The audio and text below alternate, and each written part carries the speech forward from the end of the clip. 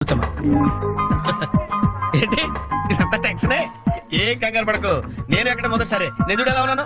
అయినా ఇందులో భయపడడానికి ఉందమ్మా, వెరీ సింపుల్. అలా వెళ్ళి ఇలా తిరిగి ఆ లెఫ్ట్ లో టప్పని అయిపోతుంది అంతే.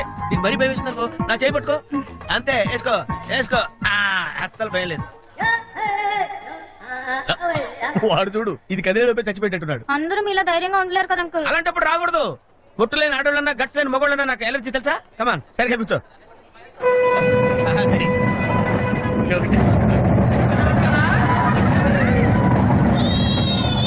టెన్షన్గా ఉందండి.